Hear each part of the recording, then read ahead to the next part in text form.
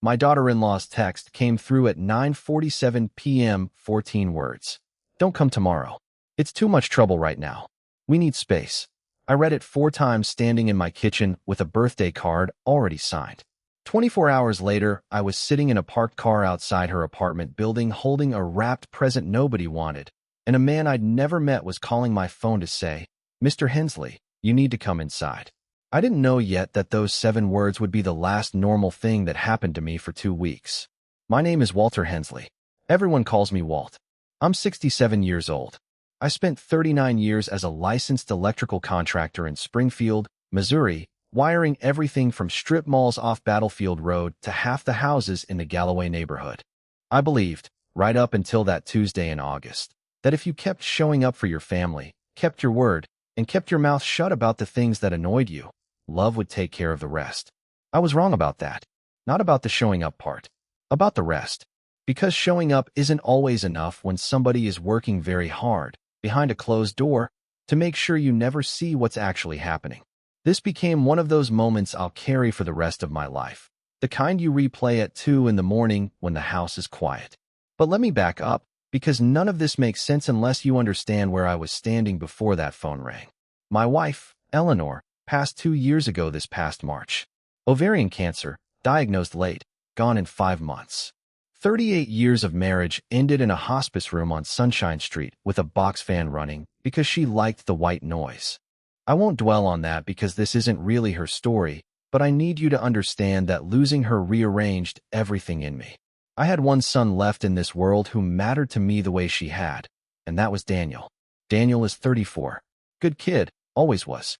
Quiet, a little too eager to keep the peace, which I used to think was a virtue in him until I learned the hard way it can also be a weakness. He works as a claims adjuster for a regional insurance company, transferred to their Tulsa office 3 years ago for a promotion that came with a 14% raise and, frankly, more headaches than money. He married Brooke Calloway a year after that move. I liked her fine at the wedding. She was polished, quick with a compliment, good at making a room feel warmer just by walking into it. Eleanor would have said she was a lot of shine for not much substance, but Eleanor said things like that about people before she really knew them, and sometimes she was wrong. This time she wasn't. They had my grandson, Tucker, 2 years ago this coming October. I drove down to Tulsa for the birth. Sat in the waiting room of St. Francis Hospital for 11 hours drinking bad coffee out of a machine that took exact change only. And when they finally let me hold him, 7 pounds 2 ounces, red-faced and furious at the world the way all newborns are, something in my chest that had gone quiet since Eleanor died woke back up. I want to be clear about this because people ask me sometimes if I regret how close I got to that boy, given everything that happened later. I don't. Not for 1 second. That's the part revenge stories never tell you honestly enough. The love was real before any of the rest of it started. That's what made it hurt. For the first year, I drove down to Tulsa almost every month. 3 hours each way on Highway 44, past Joplin, past the Oklahoma state line, radio tuned to whatever AM station would hold a signal that far out. I'd bring groceries, because young families never have enough of the boring stuff. Diapers, coffee filters, laundry pots. I'd bring Tucker something small every time, a wooden truck, a set of stacking cups, nothing extravagant. Brooke used to call it Grandpa's Care Package Day and post pictures online with little heart emojis under them. Daniel used to walk me to my truck when I left and say, "Thanks for coming, Dad. Means a lot." Those were good years. I want you to hold on to that image, because it matters for what comes later. Somewhere around 18 months ago, something started to shift. Small things first.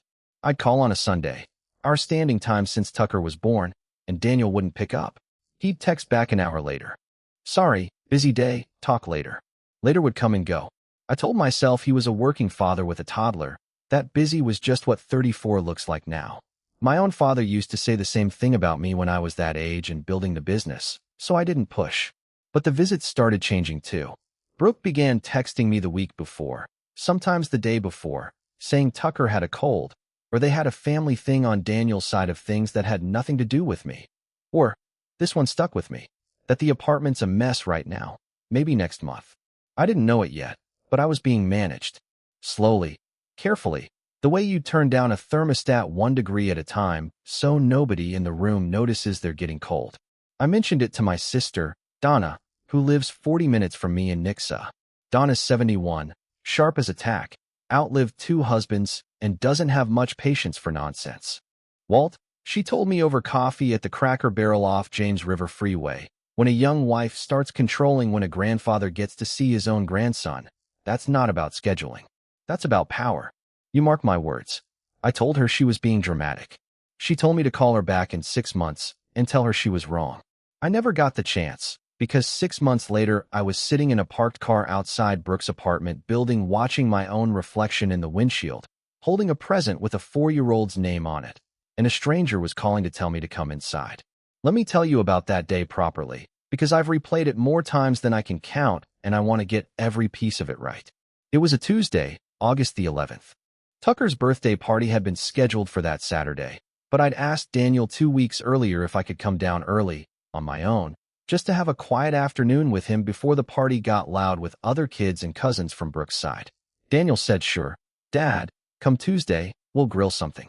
I bought Tucker a wooden train set from a shop on Commercial Street, $42, hand-painted, the kind of thing that doesn't need batteries and doesn't break. I wrapped it in blue paper myself, badly, the way a man who spent his life around conduit and circuit breakers wraps things. I packed an overnight bag because Daniel had said I could stay in their guest room, which used to be his home office before Tucker outgrew the crib. I left Springfield at 11 in the morning.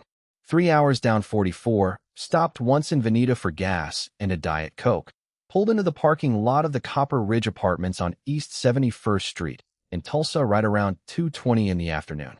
I remember the temperature because it was on the bank sign across the street, 96 degrees. I remember sitting in my truck for a second, looking at the wrapped train set on the passenger seat, feeling that particular kind of happy that comes with knowing you're about to see a face that lights up when it sees yours. My phone buzzed at 2:24. "Brooke, don't come today. Daniel's not feeling well, and honestly, Walt, it's too much trouble right now. We need some space as a family. I'll let you know about the party. Walt." Not Dad, not even a joke name. Just Walt. Like I was a delivery driver, she was rerouting. I sat there in that parking lot with the engine running and the AC blowing, and I read it maybe 4 times, same as I'd read the one the night before. Then I did something I'm not proud of, and I'm not going to pretend otherwise. I didn't drive away. I put the truck in park, right there in a visitor spot, and I sat. I want to be honest with you about why. It wasn't stubbornness, not entirely. Something in the wording bothered me. Too much trouble right now. Not Tucker's contagious, not we're swamped, but too much trouble, like I was a burden being weighed against something else. And Daniel not feeling well. Daniel, who 2 days earlier had texted me a photograph of Tucker eating watermelon on their little balcony, smiling, looking fine, the whole family looking fine.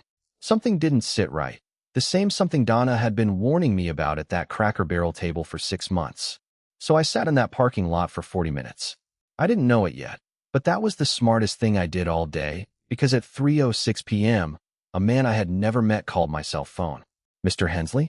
This is Roy Castellano. I manage the Copper Ridge property.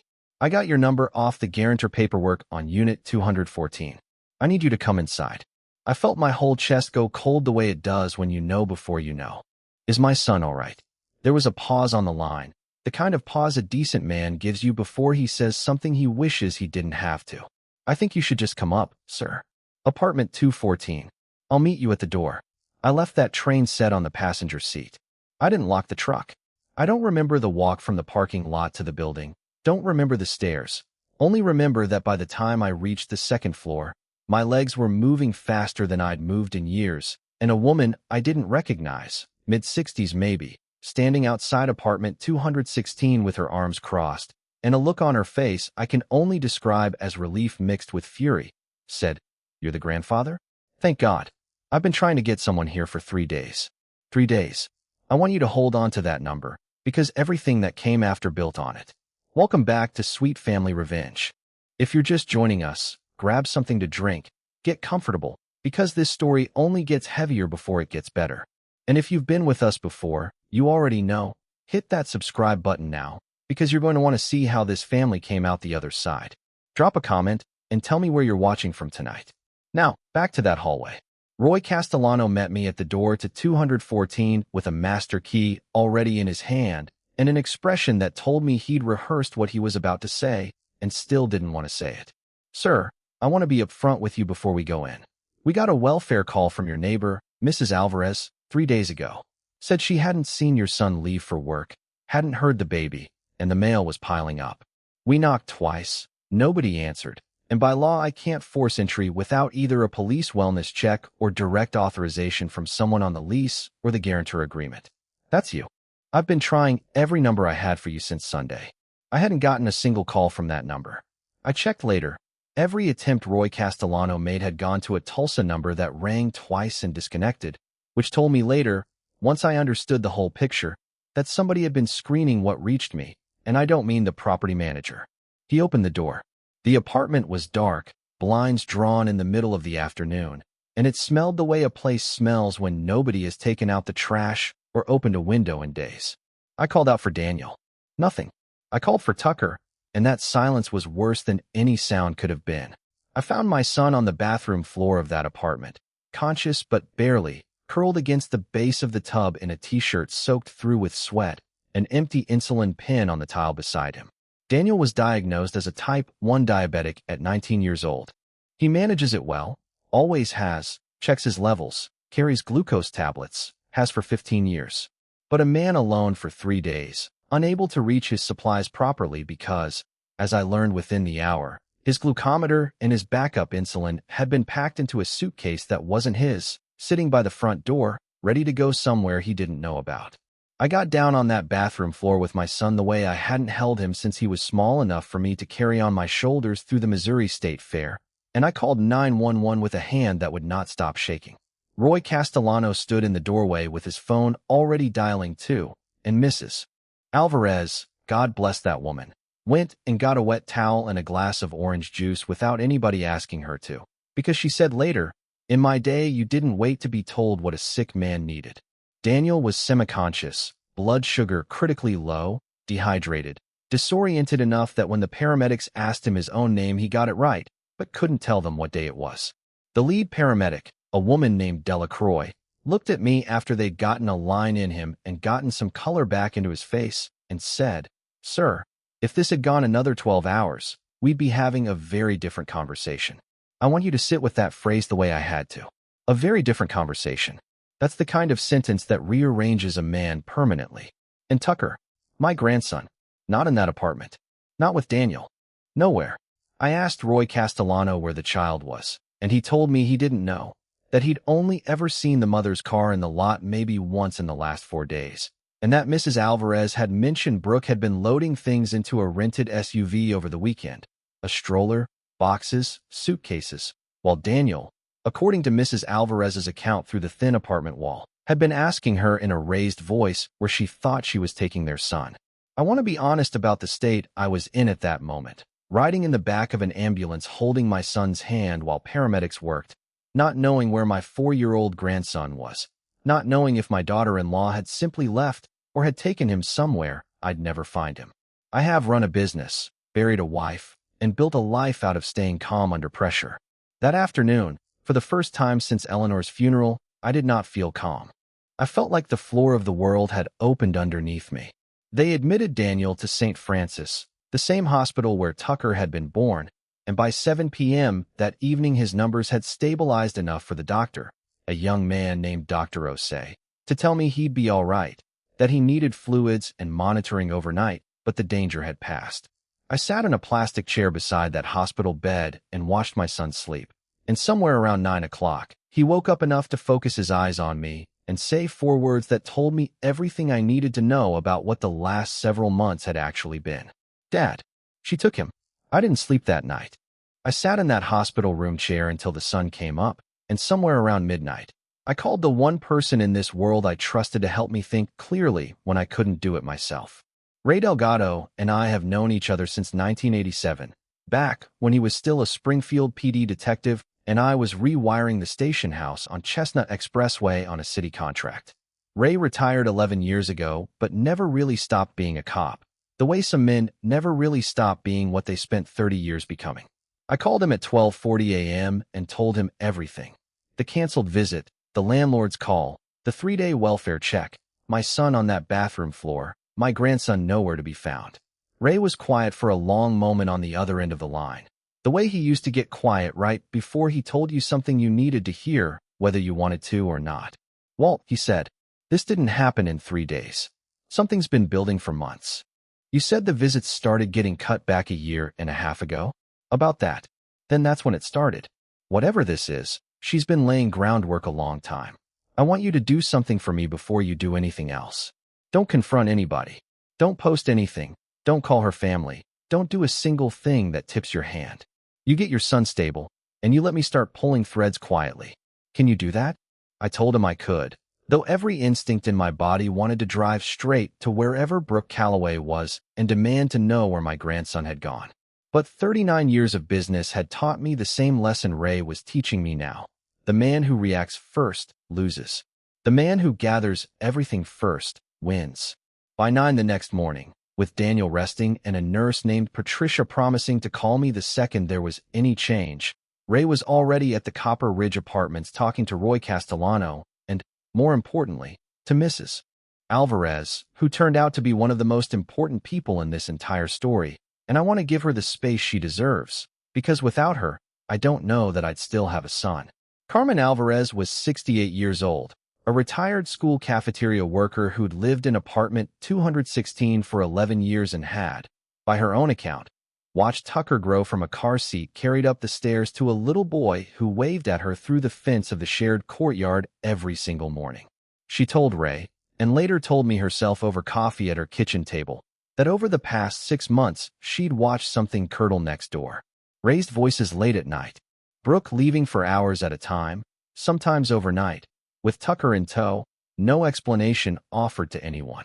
Daniel looking thinner, quieter, sometimes with his blinds drawn in the middle of the day like a man who didn't want anyone seeing in. "I called that boy's father 3 times in the last 2 months, Carmen told me, her hand resting flat on her kitchen table like she was steadying herself even in the retelling. Every time, it went to a number that wasn't working right. I didn't know it then, but I know now. Somebody didn't want that call getting through. That single detail became the thread Ray pulled hardest on, because it meant this wasn't chaos. It was engineered. Ray spent 4 days working through what he still had access to as a retired officer with contacts who owed him favors, plus what any determined man with a laptop and a library card can find if he knows where to look. What he found, laid out on my kitchen table back in Springfield on a Saturday afternoon while Daniel slept upstairs in his childhood bedroom, changed the shape of everything I thought I understood about my daughter-in-law. Brooke had lost her job as a marketing coordinator at a firm in downtown Tulsa 14 months earlier. She never told Daniel.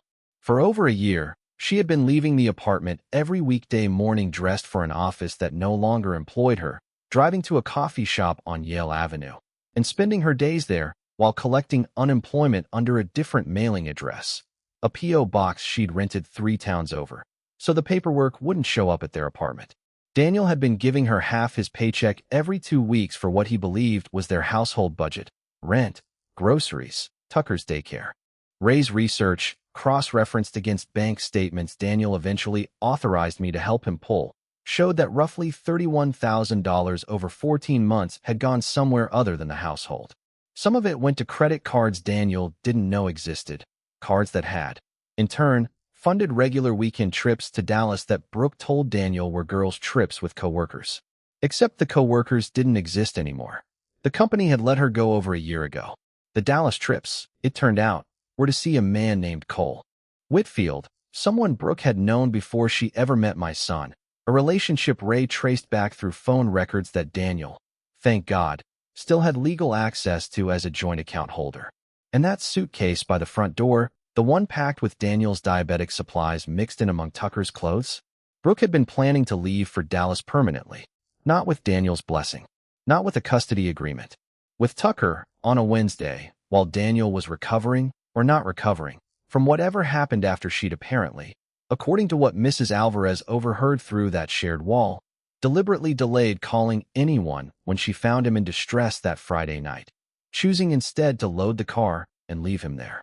I want to be careful here, because I know how a story like this can tip into something that sounds too calculated to be believed. But Ray found the receipts. Literally. A U-Haul reservation for a one-way trailer. Picked up that Saturday morning. The very morning of Tucker's planned birthday party. Destination Plano, Texas. A lease application, already submitted under Brooke's name alone, for a 2-bedroom apartment 11 minutes from Cole Whitfield's address. And an email, printed and placed in the folder Ray handed me, sent from Brooke's account to her sister 9 days before I ever got that text canceling my visit. Once I'm out of Tulsa, this is going to be so much cleaner. Daniel will fight for a while, but he'll get tired. His dad is the only real problem. He won't let this go easy, so I need him out of the picture until we're already gone. I need him out of the picture. That was me. 14 words in a text message calling me too much trouble were never really about a Tuesday afternoon visit. They were about making sure the one person paying close attention wasn't standing in the room when the walls came down. Here's where I want to pause and tell you something, because right up until Ray showed me those printouts, some small, stubborn part of me was still holding out hope that this was a misunderstanding, that Brooke was overwhelmed, maybe going through something private, and that I'd overreacted. I think most of us hold on to that hope longer than we should, because the alternative is admitting someone you welcomed into your family, someone you drove 3 hours a month to see, was capable of watching your son suffer and calculating whether it was convenient to help him. That hope ended the moment I read that email. Daniel read it too, sitting at my kitchen table in Springfield 8 days after I found him on that bathroom floor, color back in his face, blood sugar stable, a folder of his wife's betrayal spread out in front of him like a verdict. He didn't cry, not right away. He sat very still, the way I remember sitting still the day the doctor told us about Eleanor's diagnosis, that particular stillness that comes right before a man's whole understanding of his life gets rewritten.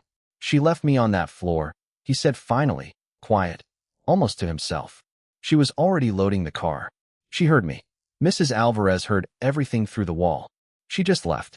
I put my hand on my son's shoulder, and I didn't say anything, because there wasn't anything to say that would make that true fact smaller than it was. But I want to tell you about Tucker, because that's the part that mattered most, and I don't want you sitting through this whole story worried about that little boy without an answer. Brooke had not, in fact, taken him to Texas that Wednesday. Roy Castellano's welfare check and my unplanned arrival had interrupted her timeline. When Ray and I, working with an attorney I'd hired named Priscilla Boone out of downtown Tulsa, filed for an emergency custody order the following Monday based on documented abandonment and endangerment, the court granted Daniel temporary sole physical custody within 72 hours, expedited because of the medical emergency and Mrs. Alvarez's sworn statement about what she'd witnessed. Tucker had been staying, it turned out, with Brooke's sister in Broken Arrow the entire time, safe, fed, cared for, but deliberately kept away from his father while the exit plan finished forming. I drove to that house in Broken Arrow myself the day the order came through. Priscilla Boone's paralegal beside me with the paperwork in a folder on her lap, and when that apartment door opened and I saw my grandson's face, still round with baby fat, still missing his front tooth from where he'd fallen off Daniel's shoulders that spring, I did something I hadn't done in public since Eleanor's funeral. I knelt down right there on the porch steps, and I held that boy and I cried, and I didn't care who saw it. Grandpa, he said into my shoulder, like it was the most ordinary thing in the world, like none of the last 2 weeks had happened at all to him. Did you bring the train? I had. It was still in my truck, still wrapped in that badly folded blue paper, and I gave it to him right there in that driveway in Broken Arrow, and for about 30 seconds, none of the rest of it mattered. Now, I promised you a sweet payoff in this story, and here it is, because a story like this isn't worth telling if it's only about what someone loses. Carmen Alvarez is the reason my son is alive. Not a doctor, not a lawyer, not me. A 68-year-old retired cafeteria worker who noticed a light not turning on and a mail pile that shouldn't have been there, who tried 3 times to reach a phone number that had been quietly sabotaged, who finally, on the 4th day, walked down to the leasing office herself and refused to leave until Roy Castellano promised her he'd force the issue. When I asked her, weeks later, why she went to that much trouble for a neighbor she wasn't even close friends with, she looked at me like the question surprised her. Because that's what you do, she said. You don't wait for it to be somebody else's job. I paid off the remaining 9 months on Carmen Alvarez's car loan without telling her I was going to do it, found the balance through her credit union, called them directly, settled it in full, for $1,160. When she called me in tears asking why, I told her the truth. You gave my son his life back. The least I can give you is one less bill. I also set up a scholarship in Eleanor's name at the community college in Tulsa, where Carmen's granddaughter was starting nursing school that fall. $2,500 a semester for as long as the girl stayed enrolled. Some debts you can't repay with money, but you can at least try, and trying, it turns out, matters more than people think. As for Brooke, the custody hearing that followed was not close. Priscilla Boone laid out the financial records, the unemployment fraud, the hidden accounts, the Dallas trips, the sworn statement from Mrs. Alvarez about the night Daniel collapsed, and the email that spoke for itself better than any lawyer could have. The judge granted Daniel primary custody with supervised visitation only for Brooke, contingent on completed financial counseling and a psychological evaluation.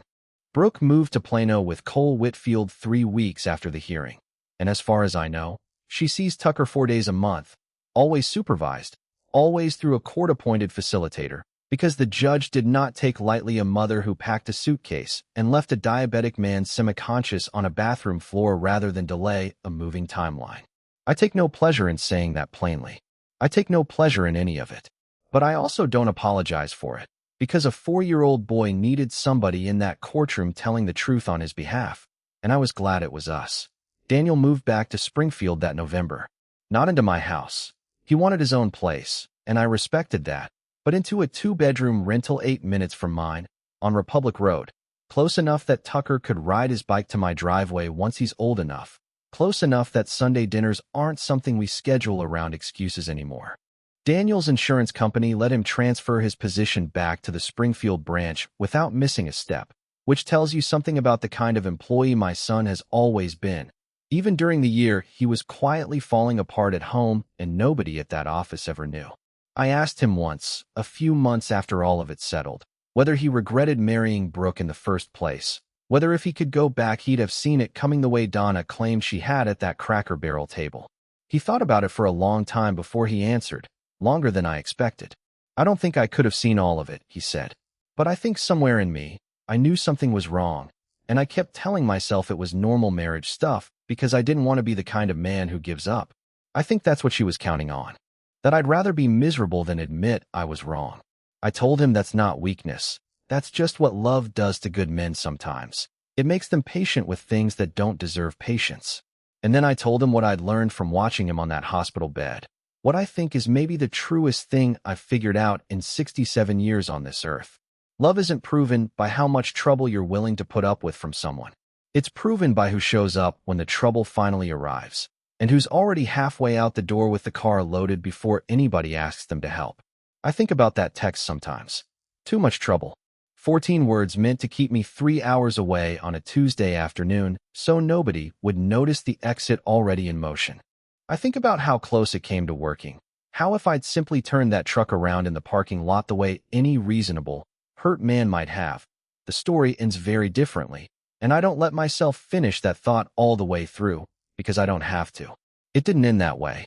I sat in that parking lot 40 extra minutes because something in my gut told me the wording was wrong, and Roy Castellano's number came through at 3:06 in the afternoon, and my son is alive, and my grandson rides his bike down Republic Road most weekends now with training wheels that are getting looser every month, which Daniel says means we'll need to take them off soon. Tucker turned 5 this past October. We had the party at my house this time. In the backyard, string lights up along the fence the way Eleanor always liked them for birthdays.